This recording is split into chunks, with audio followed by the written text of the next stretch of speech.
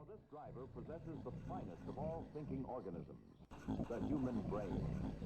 The brain, a pulpy mass of cells and fibers, is the center of the network of fibers that make up man's nervous system.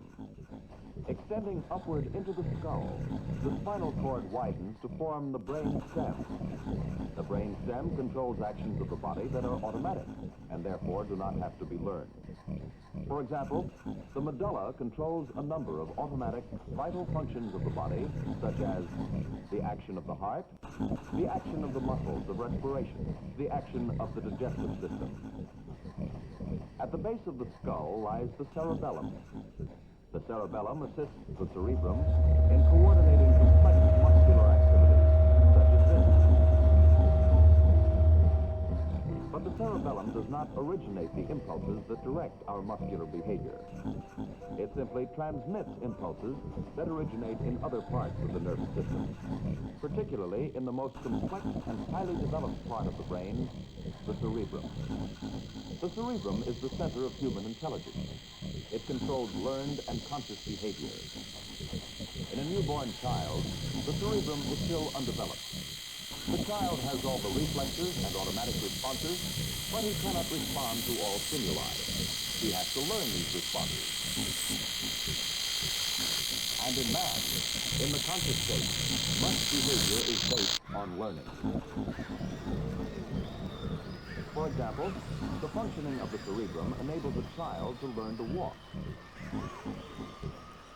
I'll go over and help carry one. But if a child's cerebrum fails to develop normally, he may not learn these responses.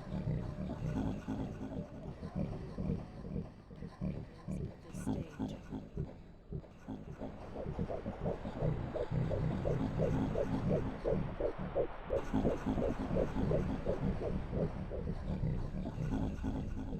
Some fetal heart sounds at 16 weeks. The sharper sounds are the baby's heart valves already opening and closing.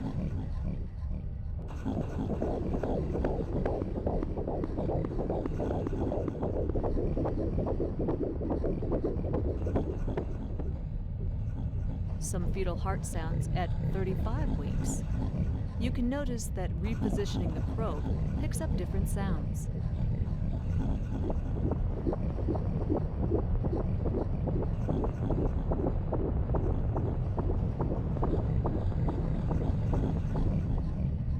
Maternal sounds. Your arterial sounds are at the same pace as your heartbeat.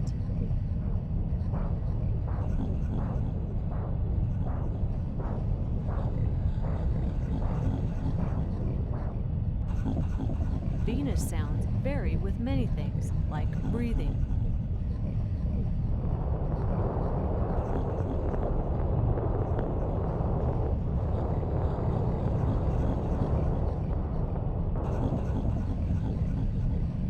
Placental sounds, often said to sound like the wind in the trees.